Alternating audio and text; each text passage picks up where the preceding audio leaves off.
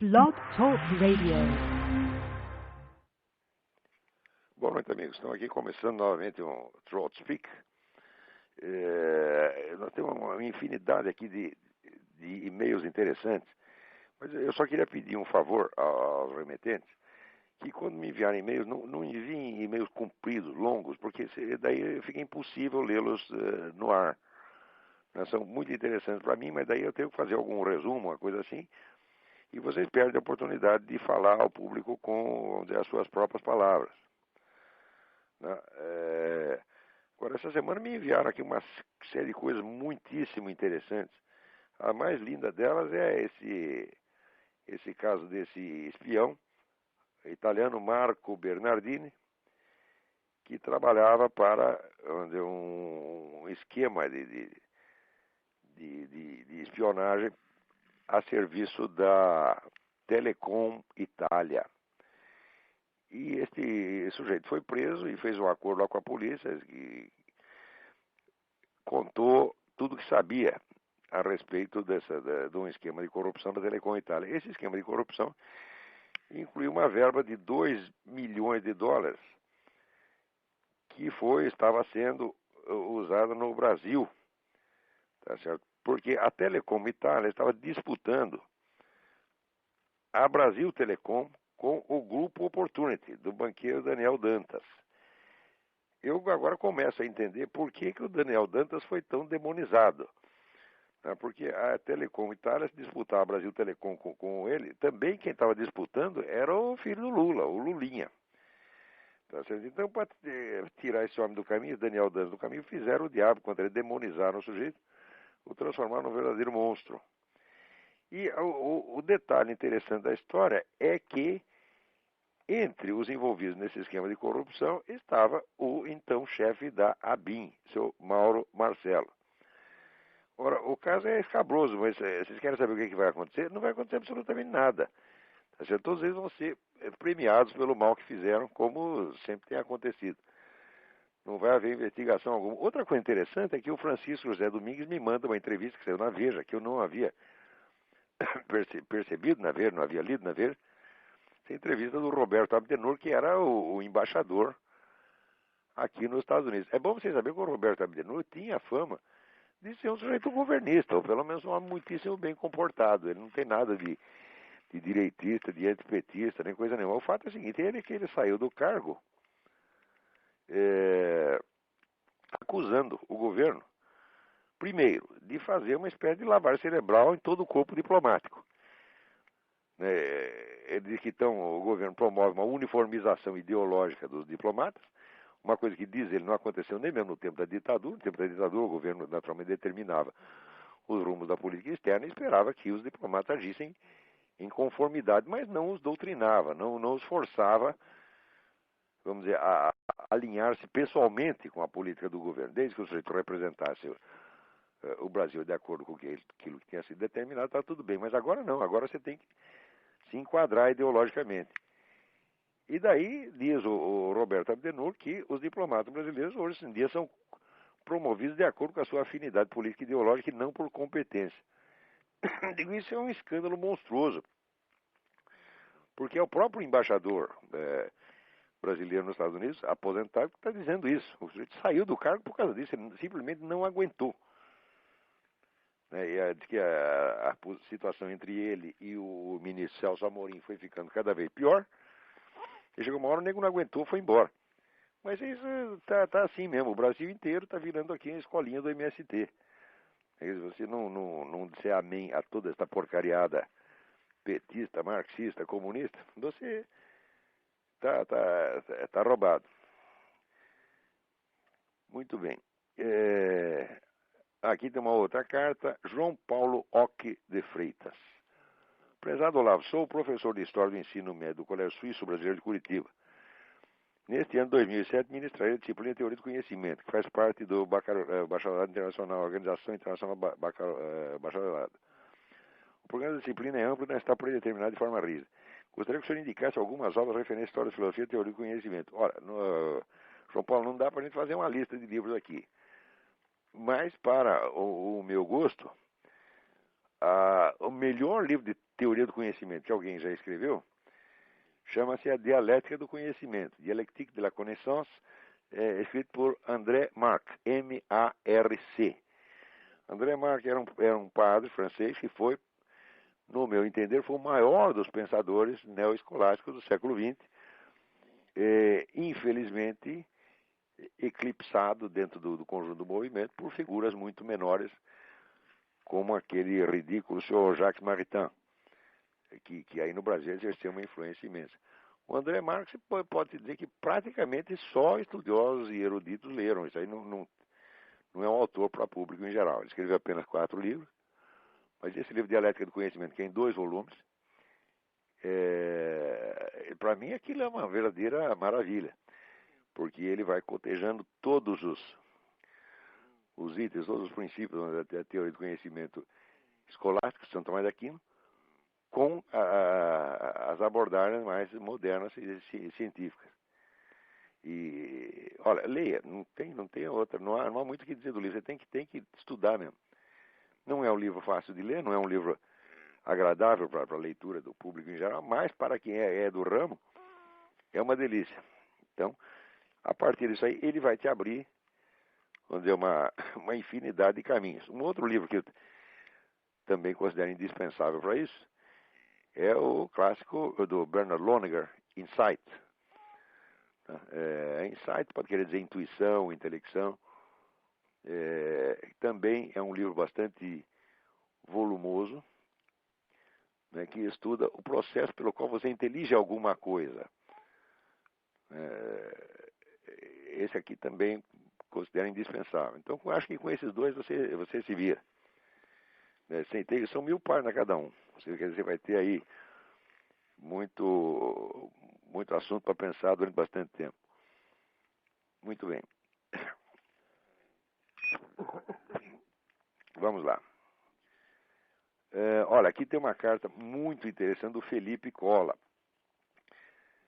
discutindo o problema como ele leu ali olhando Jardim das Aflições, ou ouviu no meu aqueles depoimentos ao Yuri Vieira, o Garganta de Fogo, eu mencionar o problema, vamos dizer, da disputa entre a Igreja Católica e a maçonaria, vamos dizer, como um dos elementos formadores importantes da história mundial. Essa briga entre cristianismo e maçonaria seria, no meu entender, uma das linhas principais da sucessão histórica nos últimos 2 séculos, 2 ou mais até. Então, ele faz uma discussão muito interessante das possibilidades de acordo entre maçonaria e Igreja Católica, mas eu não vou poder ler a carta dele porque é muito comprida. Então, eu não sei o que realmente não sei o que fazer.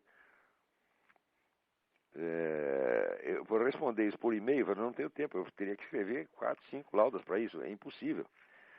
E responder aqui no programa, eu teria que ler a carta inteira. Então, se for possível você me mandar uma versão resumida, eu agradeço.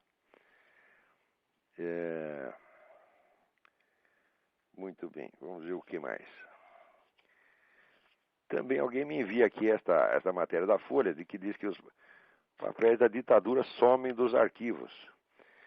Digo, a esta altura, né, o arquivo do Serviço Nacional de Informações, que está sob a guarda da União, sofreu uma limpeza na qual foram suprimidos os documentos que deviam constar nos arquivos federais. E muito bem, a esta altura, a quem interessa assumir isso aqui? Porque tudo quanto é, entre aspas, crime da ditadura já foi alardeado, usado, abusado e transformado em dinheiro. Todo mundo sabe disso, né? Os crimes reais e imaginários.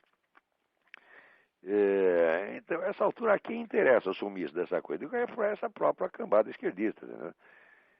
Quer dizer, porque a parte deles jamais foi revelada, né? Parece que o arquivo é sempre... Todos os documentos que aparecem são sempre contra o mesmo lado. E agora o pessoal militar está dizendo, não, nós queremos que abra os arquivos, sim, mas que abra para os dois lados, né? Com tudo. Então, como isso não convém, já assumiu a papelada toda. Aliás, nunca esperei outra coisa também. Aqui nos Estados Unidos, aquele negócio da comunidade norte-americana que fundiria o México, o Canadá e os Estados Unidos, está já num processo avançadíssimo, tá certo, de implementação. Agora estamos começando a discutir também, né, se já que vai abrir as fronteiras, que tem uma unidade territorial, deveria ter também uma unidade monetária. Aliás, eu nem sei como eles não tiveram a ideia de começar justamente por aí, como começaram na Europa, onde fizeram o euro. Agora aqui estão já discutindo uma moeda que chamaria o Amero, né, que seria a moeda única para esses três países. E no fim vão ter que terminar com a moeda mundial. Né, o Robert Mundell, que foi Prêmio Nobel de Economia, né, ele já confessa que o objetivo do CFR, do Council of Foreign Relations, é exatamente esse. Diz ele, uma economia global requer uma moeda global. Né? E a moeda melhor, moeda excelente, não seria da norte-americana, mas a moeda do mundo. Né? Então, como é que ia chamar essa porcaria? O Mundero. Né? Tem o euro, o Amero, o Mundero, ou o Globero, sei lá como é que vai chamar essa porcaria. Mas se vocês veem que tudo isso é muito grave, porque todo o processo de implantação dessa coisa não passa pela discussão pública. Isso aí é decidido em pequenas comissões técnicas e do dia para a noite aparece, vamos dizer, implantado e como lei vigente. Né? E ninguém tem a chance de dizer não. Quando você diz não é tarde, porque a coisa já tá implantada. Vocês viram que já aparece uma ideia, já aparece uma sugestão na mídia, como se fosse apenas, vamos dizer, uma ideia para ser discutida. Por exemplo, a eutanásia. Vamos legalizar a eutanásia.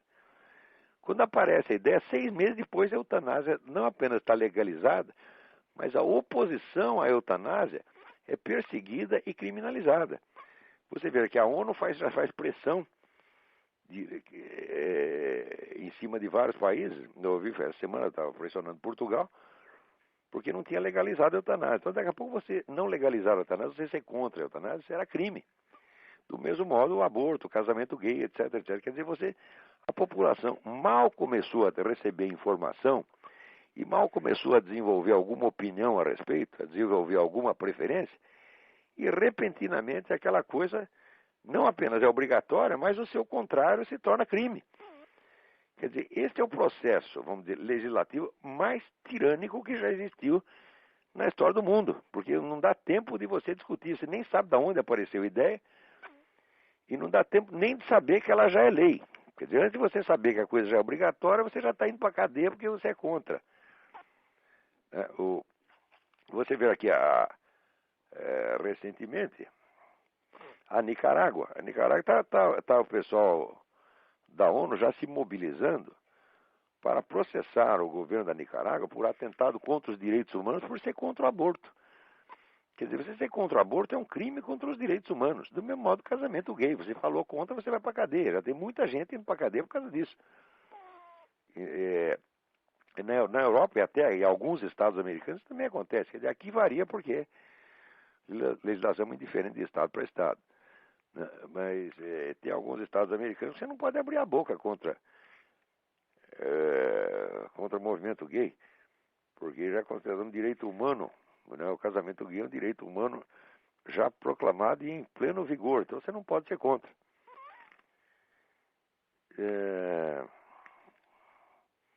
Vamos lá, o que mais temos aqui? Aqui recebeu uma carta de um sujeito que assina assim: Führer@führer.com.br, e pergunto, pesquisando no Google, me deparei com alguém falando a questão de você ser um nazista. Gostaria de saber se você realmente aprecia a filosofia ideal nazi, pois eu sou apreciador da filosofia ideal. E olha, eu tenho aqui uma sugestão para você, Führer. A sugestão é o seguinte: vai tomar no olho do cu. Você está entendendo? Então, quem quer que vier me mandar cartinha fake aqui, olha, se eu descobrir quem é, eu vou dar o seu nome e endereço, tá entendendo? Para o pessoal infestar a sua caixa postal com merda como você está querendo infestar a minha, tá bom? Agora, se eu não souber quem é, eu pelo menos dou aqui o e-mail do fulano, que é um e-mail fake, evidentemente, führer@führer.com.br. Ai. Então, aqui, Kelmer Casotti me escreve: muito me chocou uma semana atrás quando ouvi um pastor falando num programa de rádio que o ponto máximo da evolução do cristianismo seria o perfeito comunismo. E daí ele pergunta aqui: o que de fato é comum às duas doutrinas, cristianismo e comunismo? Cristo era comunista, precisa ser cristão comunista ou comunista cristão? Bom, algumas semanas atrás eu já expliquei a origem de todos esses movimentos, expliquei no artigo do Diário do Comércio a origem de todos esses movimentos ideológicos modernos. Eles se originam, tá certo, dentro da igreja, tá certo, mas se originam de um movimento evidentemente herético. Esse movimento começa a aparecer, vamos dizer, entre os séculos, se desenvolve sobretudo entre os séculos XIII e os séculos XVI, são chamados movimentos revolucionários messiânicos, que visavam que a meia dúzia de monges, teólogos, etc., que desesperados com a confusão que havia na época, a confusão causada sobretudo pelo surgimento dos estados nacionais.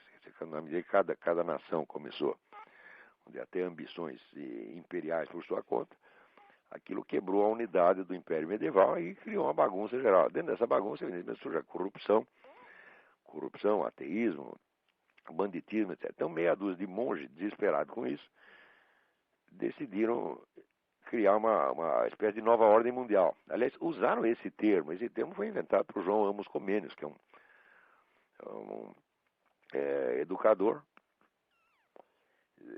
da época, um cara importante na evolução da pedagogia, mas que também foi um teórico político da mais alta importância, que é inventor da expressão novus ordo seclorum, que seria, então, vamos dizer, a nova ordem mundial cristã. Quer dizer, os caras iam implantar o reino do Cristo na Terra a ferro e fogo.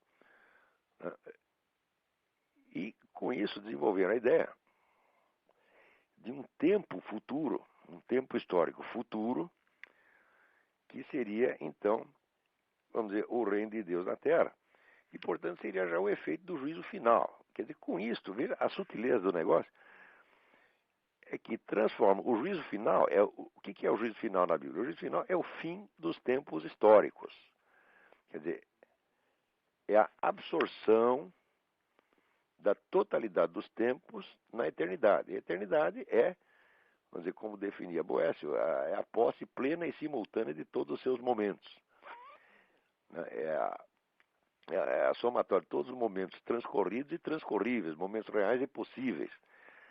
Tá certo? Agora, na Bíblia, o juízo final se dá precisamente na eternidade, quer dizer, diante do esgotamento do tempo histórico, o tempo é absorvido, então, na eternidade, e vamos dizer, os atos, né, e acontecimentos transcorridos no tempo são, então, rebatidos, né, no plano da eternidade.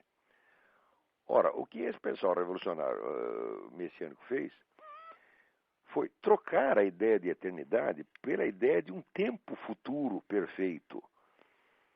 Note bem que, na perspectiva da Bíblia, o sentido da história aparece somente na eternidade. Quer dizer, a história é um transcurso de acontecimento, um transcurso mais ou menos anárquico, mas, visto, rebatido no plano da eternidade, esse transcurso histórico ele adquire uma forma total. E como ele adquire uma forma total, justamente porque acabou, né? Quer dizer, quando acaba o tempo, então, tudo que transcorreu dentro dele deixa de ser um fluxo e adquire uma figura. Quer dizer, mais ou menos como uma partitura de música, né? A música transcorre no tempo, mas na partitura todas as notas estão ali ao mesmo tempo. Então, nesta passagem do transcurso temporal para a eternidade, a história humana total adquire uma figura e pode, portanto, ser julgada.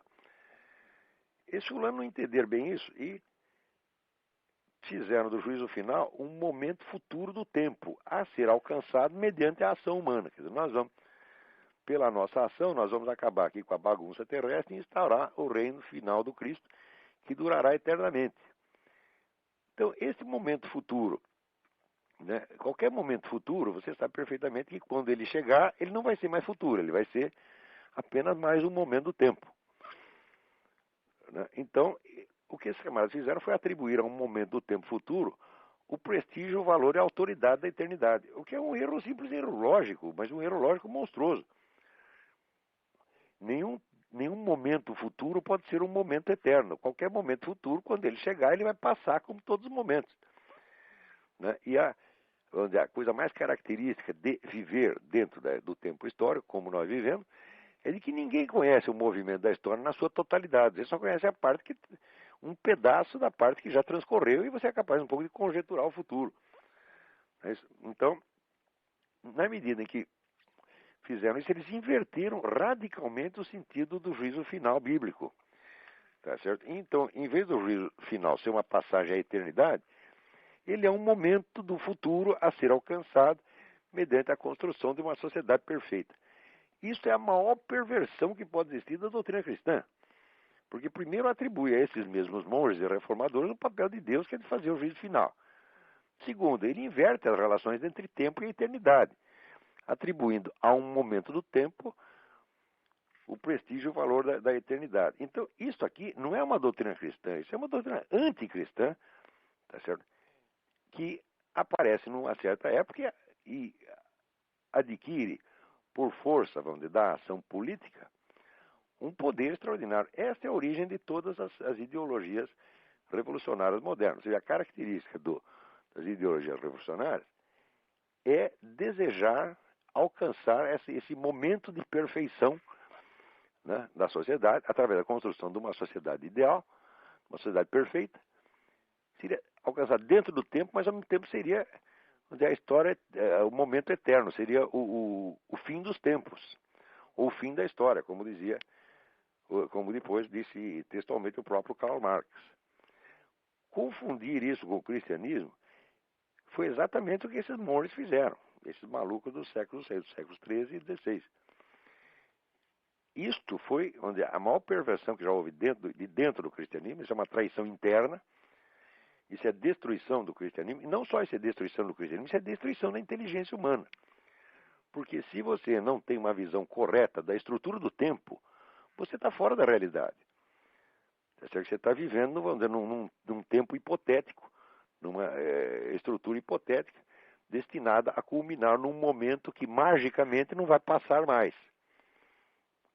Tá certo? Tem até o famoso, né, poema do Goethe sobre o momento supremo, quer dizer, aquele momento que é tão bonito que ele diz, não passe mais, fique aí, fique parado no ar.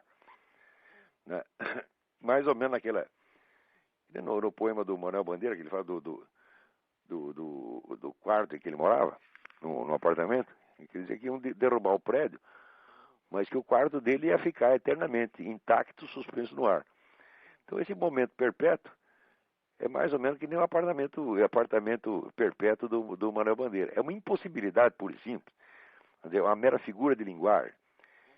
Acontece que desde essa época, toda essa intelectualidade ativista, ela está pensando, tudo que ela raciocina é dentro dessa estrutura falsa de tempo. Então, é por isso que dentro dessa inversão, quando você inverte de eternidade e tempo, você inverte tudo mais. Tá certo? Inclusive, você inverte o bem e o mal. Isso é impossível, como você está conferindo ao tempo o valor da eternidade. Então, a inversão lógica é total. E não é só inversão lógica, é inversão de percepção. E se você pode perceber um simples momento do fluxo temporal como se fosse uma eternidade, tá certo? Então, todo o esquema de percepção dele está alterado. E daí que esse pessoal não chega a confundir, vamos dizer, o bem com o mal. Esta inversão, ela aparece em tudo. Como, por exemplo, esta semana, tinha uma entrevista deste professor da Unicamp, esse cretino chamado João Carlos Quartim de Moraes, que é um sujeito que ele fundou na Unicamp um núcleo de estudos marxistas, né, transformando a Unicamp numa escolinha do MST. Na época que fundaram isso, eu sugeri, né, escrevi à Unicamp dizendo, por que vocês não fundam também um núcleo de estudos antimarxistas? Seria até mais interessante, porque todos os filósofos que interessam no século XX são antimarxistas. Então, um núcleo de estudos antimarxistas forneceria um material de estudo muito mais valioso para a meninada, né? É claro que eles não me responderam. Mas esse seu João Carlos Quartim de Moraes, ele está dizendo que se a esquerda atual ela não pode, vamos dizer, tentar obter o apoio, a simpatia dos militares atuais à custa de esquecer, diz ele, os nossos mortos. Né? Então, ora, falando de nossos mortos, é bonito, muito bonito esse negócio, porque este seu João Carlos era um dos membros daquele comitê de justiça autonomeado que condenou à morte um capitão americano que morava no Brasil, chamado Capitão Chandler. E o assassinaram na porta de casa, na frente do filho e da mulher. Né? Então, era um comitê de 3 filhos da puta, tá certo? Que condenaram à morte um sujeito que não tinha absolutamente nada a ver com a disputa política brasileira. Eles inventaram toda uma história, toda uma mitologia de que o sujeito era um agente perigosíssimo que estava aí ensinando técnicas de tortura, o que é um absurdo total. Tá? O sujeito estava apenas fazendo um estágio, estudando no Brasil.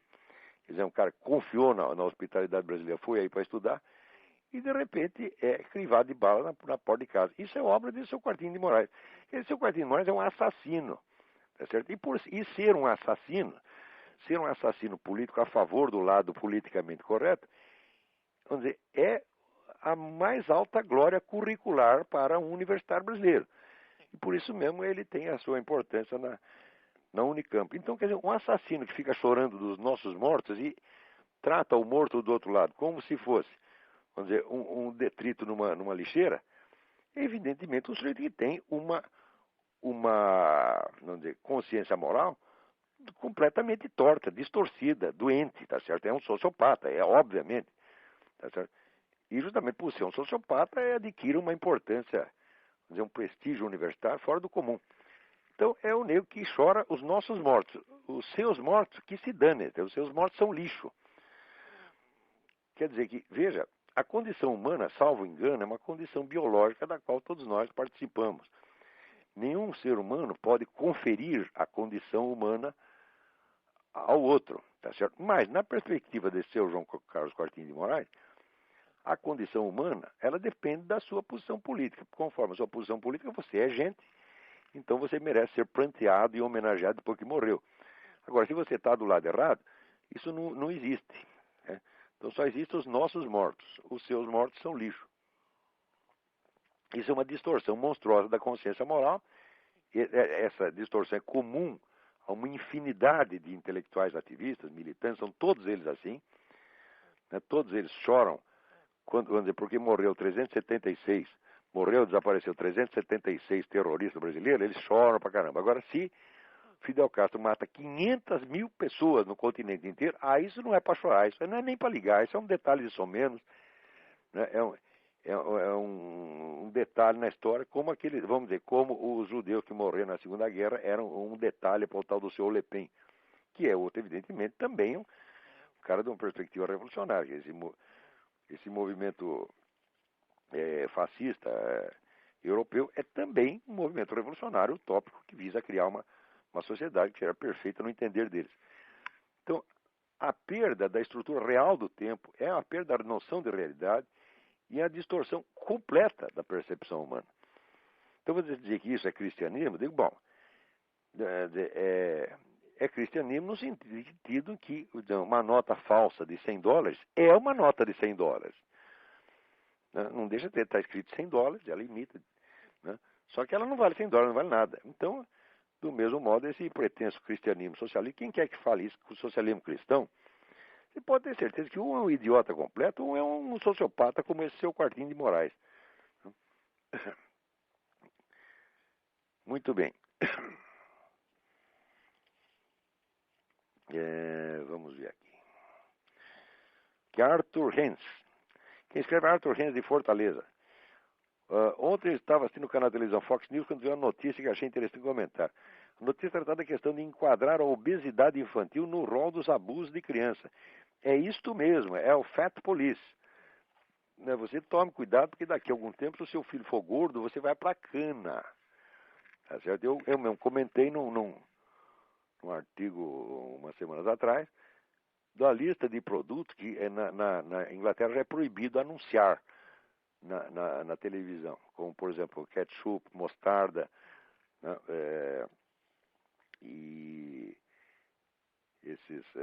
uma série de bolinhos, alguns refrigerantes, etc, etc. Tudo isso já está sendo criminalizado, como os cigarros já foram criminalizados.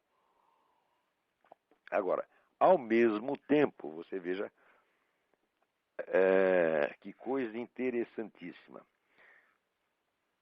A ascensão dos democratas aqui ao Congresso americano, a vitória dos democratas nas eleições para o Congresso, trouxe para o Congresso um tal deputado, seu Kucinich, esqueci o primeiro nome dele, que é o grande apóstolo da liberação da maconha. De maneira que a liberação da maconha já entrará, né, em linha de discussão para os próximos anos. E pode ter certeza que daqui a alguns anos quem for contra a maconha será um criminoso. Agora, se você fumar um cigarro na rua ou der um sanduíche com ketchup para o seu filho, você vai para a cana. Não se espantem de que todas estas novos regulamentos e novas leis que estão aparecendo junto dentro do contexto, né, desse projeto globalista, nova ordem mundial, todos eles têm um aspecto psicótico, tá certo? E, evidentemente, grotesco. Então, isso se deve exatamente ao que eu estava falando agora. Quer dizer, todo o movimento revolucionário moderno, ele se baseia numa perda da noção de realidade, uma destruição da estrutura do tempo e, portanto, a destruição da percepção da realidade. Então, não é de estranhar que apareçam, vamos dizer, leis aberrantes uma atrás das outras. Agora, o terrível é que as pessoas que não compartilham dessa doença da percepção, dessa perda da percepção da realidade, vão ter que viver dentro da realidade inventada por esses psicóticos. E nós vamos ter que declarar que todas essas loucuras que inventaram são tudo realidade. Quer dizer, o sujeito vai dizer para nós assim, olha, 2 mais 2 é 5. E você vai ter que repetir, é 5, sim senhor. Você está entendendo? Né? Os rios correm para trás. Você vai dizer, os rios correm para trás. Os urubus voam de costas. E você vai ter que repetir tudo isso, dizer sim senhor, é verdade. E se você disser o contrário, você será não apenas um criminoso, como você também será um desajustado social. Né? Quer dizer, é muito difícil você se ajustar dentro do mundo psicótico, né, como esse. Mas eles é isso realmente que eles estão obrigando, né, a fazer. Então é esse mais ou menos o mundo em que vocês vão ter que viver no futuro. Então me dê um momentinho que eu vou procurar aqui mais um e-mail aqui.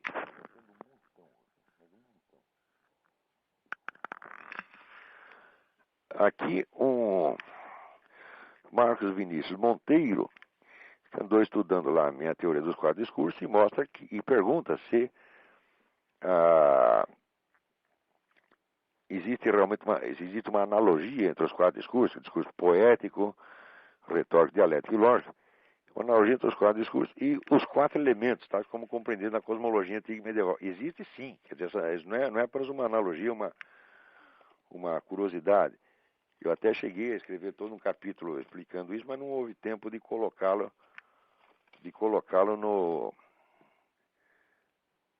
no livro que eu escrevi sobre Aristóteles. Talvez numa segunda edição eu possa aumentar com esse capítulo. Espero que sim.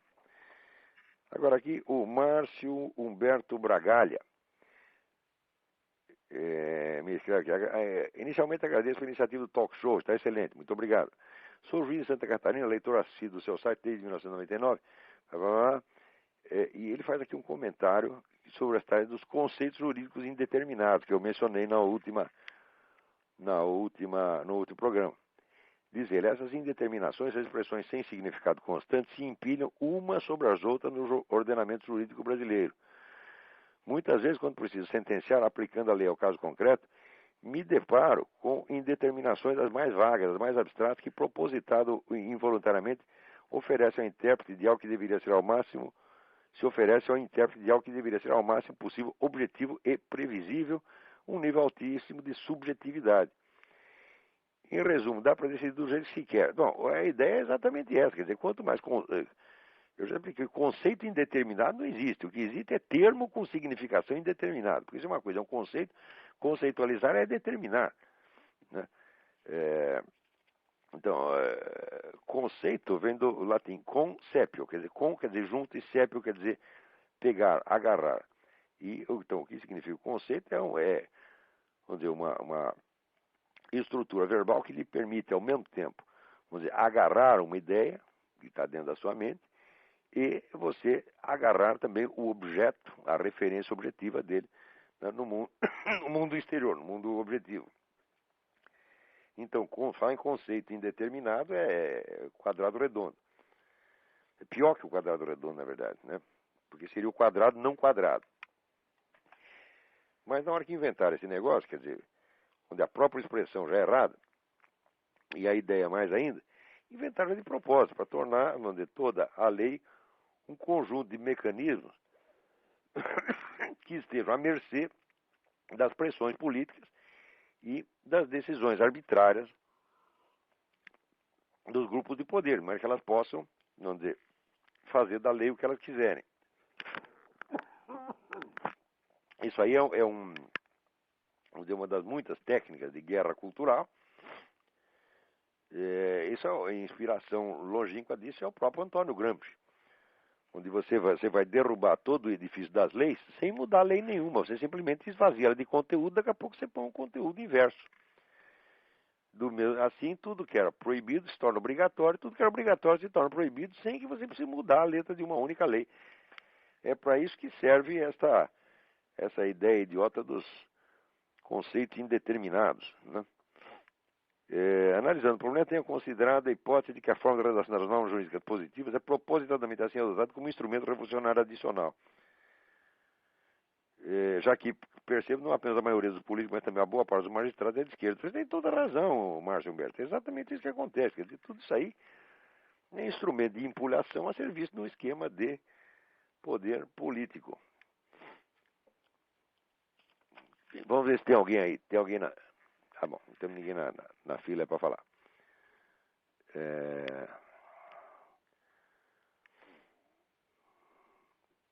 Vamos ver. Alguém me manda aqui um artigo escrito em 1999, Hermes Rodrigues Neri, falando sobre o livro do John Cornwell. Ele diz que as colocações bem contundentes contra Pio XII e as candentes indagações de Cornwell são bem argumentadas, apesar de altamente manipuladas. Claro, isso foi uma empulhação muitíssimo bem feita. Esse Cornwell é simplesmente um vigarista. Quer dizer, um negro que diz que fiz profundas pesquisas na Biblioteca do Vaticano, quando você vai ver, parece que a ficha lá assinalava 3 passagens dele por não mais de 2 horas cada uma. Esse foi lá só para maquiar, né? Inventou um monte de besteira e foi maquiar com uma aparência de pesquisa.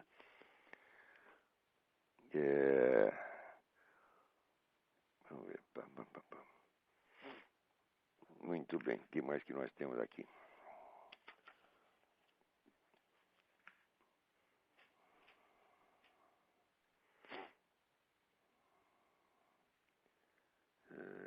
Também uma outra carta perguntando se faz sentido aqui. Márcio Oliveira, perguntando se faz sentido a expressão socialismo cristão. Digo, faz exatamente no sentido da nota falsa de $100, que é, de certo modo, uma nota falsa de $100. Então, o socialismo cristão é, de certo modo, cristão, no sentido de que é uma falsificação do cristianismo. Agora está aqui um outro pergunta. Vamos lá. Leonardo, estou cada dia mais interessado sobre os movimentos tradicionalistas. No entanto, já posso citar algumas besteiras ainda pregadas por esses arautos da pureza católica.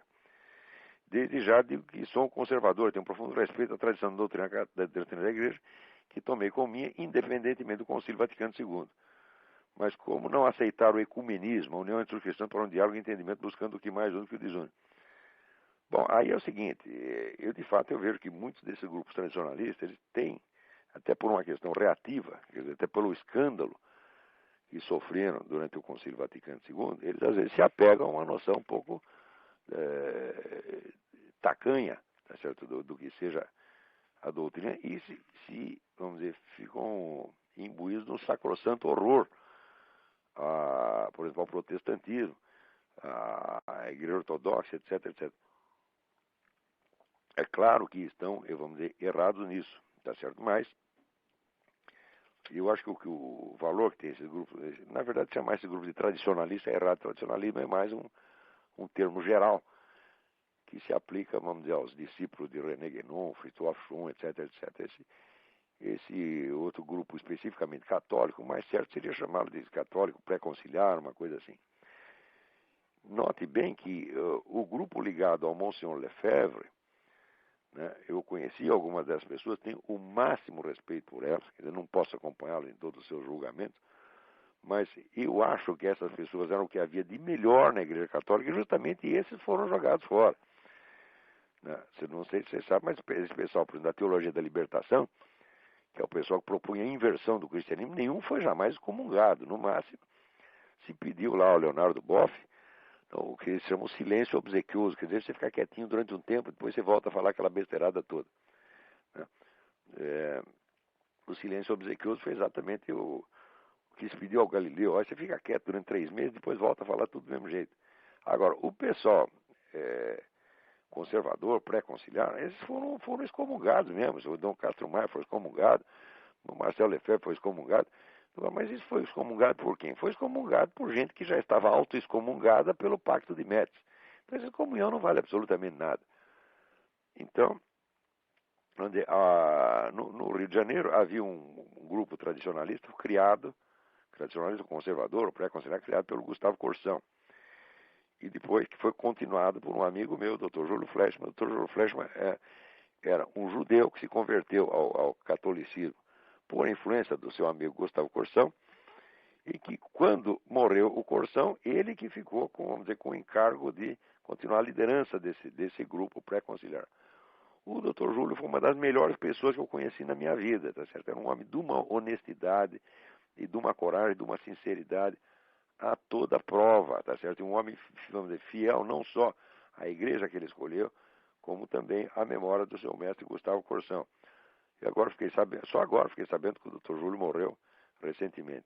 Ora, não precisava concordar com todas as ideias e interpretações que o Dr. Júlio fazia sobre todos os itens da disputa da disputa eclesiástica, mas eu sei o seguinte, eu sei que qualquer coisa que se dissesse contra esse grupo era mentira, porque era as pessoas mais honestas que tinha no Rio de Janeiro, e no entanto a Arquidiocese do Rio na época fez o diabo com essa gente, quer dizer, perseguiu, mentiu, oprimiu. O Dr. Júlio conta isso no seu livro de memória, que se chama A Crise é de Fé e é Grave, que foi editado pela editora Permanência. Vocês podem ter notícia disso através do site, eu não lembro se é permanência.com.br ou permanência.org, mas é um dos dois. Dei uma olhada nisso. Então, eu tomei por norma o seguinte, eu não discuto doutrina com esse pessoal tradicionalista. Quer dizer, eu não o sigo, mas eu não admito que ninguém fale mal deles, está entendendo? Porque a pessoa tem para falar, isso aí eu critico, até alguma autoridade moral tem que ter. Tá certo? E eu não conheço dentro da Igreja Católica quem tenha mais autoridade moral do que essa gente, tá certo? Que, vamos dizer, pagou, que sofreu pela sua fé, que viveu num espírito de sacrifício e de fidelidade à Igreja milenar. A gente tem que aprender vamos dizer, a respeitar os valores efetivos, tá entendendo? E também, veja, eu não vou ficar discutindo detalhes doutrinais com um grupo minoritário que está perseguido e oprimido. Isso eu não faço. Tá certo? O dia que este grupo tiver, vamos dizer, reconquistado o seu lugar, um lugar que merece dentro da igreja, merece muito mais do que esse pessoal que está na alta hierarquia hoje, o dia que eles tiverem sua liberdade, sua segurança, tá certo? E seus direitos assegurados, talvez eu possa discutir com eles, mas até lá não. Então, parece que é uma pessoa na linha aí, vamos ver quem é. Alô? Alô? Alô? Sim, quem está na linha? É João Paulo aqui de Santos. Oi, tudo bem? Tudo bom. Olavo, lendo o seu site, algumas coisas que você escreve no jornal e também alguns sites da internet, às vezes eu fico na dúvida, e tem pessoas que acham que, na verdade, o grande, assim, perigo, vamos colocar entre aspas, que a sociedade ocidental enfrenta hoje seria o radicalismo islâmico. Mas tem gente que acha que não, que na verdade continua sendo a Rússia e a China. Eu queria saber o que você acha, qual é o papel da Rússia hoje e como é que você vê essa questão? Bom, você precisa ver o seguinte, existem vários planos de dominação mundial que estão ou concorrendo ou colaborando no mundo atual. O velho plano, vamos dizer, comunista, ele continua aí, quer dizer, o risco que a Rússia e a China ofereciam, ele continua presente.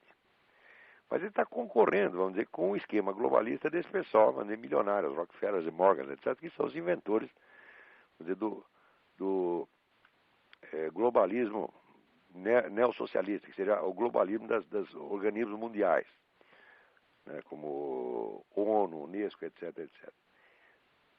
E você tem, em terceiro, vamos dizer, o projeto islâmico, que também, vamos dizer, é explicitamente votado a dominar o mundo. Não tem sentido você perguntar qual desses é o mais perigoso, tá certo? Porque o perigoso é a concorrência entre eles.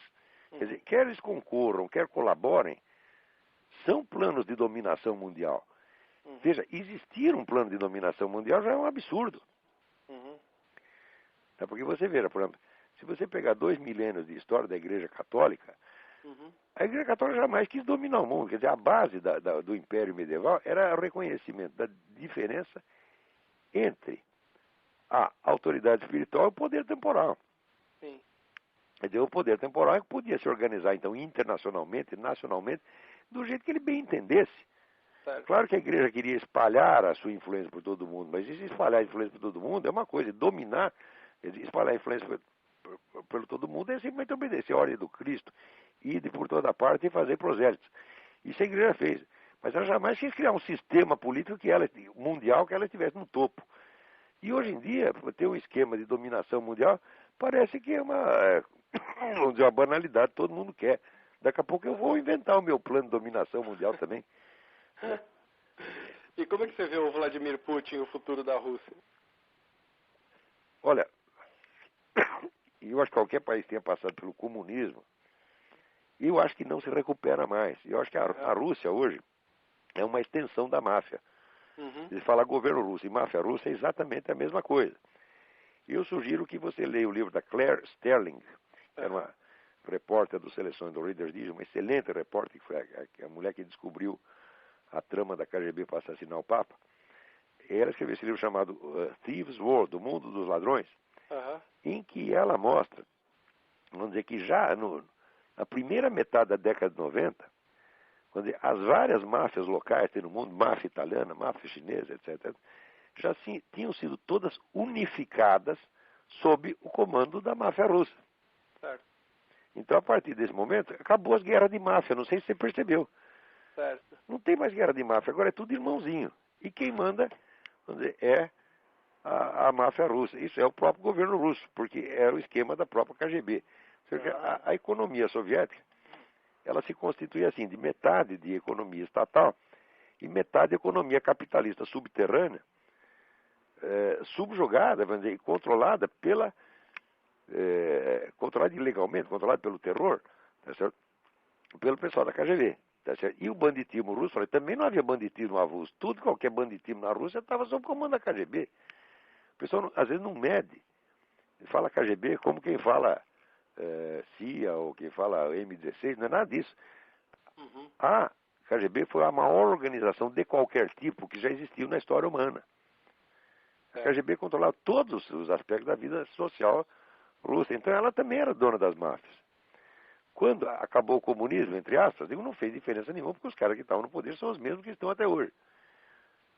Usando meios bastante parecidos com os que usavam na época. Tá certo? Então, eu não vejo outro futuro para a Rússia senão continuar sendo roubada eternamente. Certo. Não consigo conceber, eu espero que não seja assim, porque é um grande povo, o russo é um povo maravilhoso.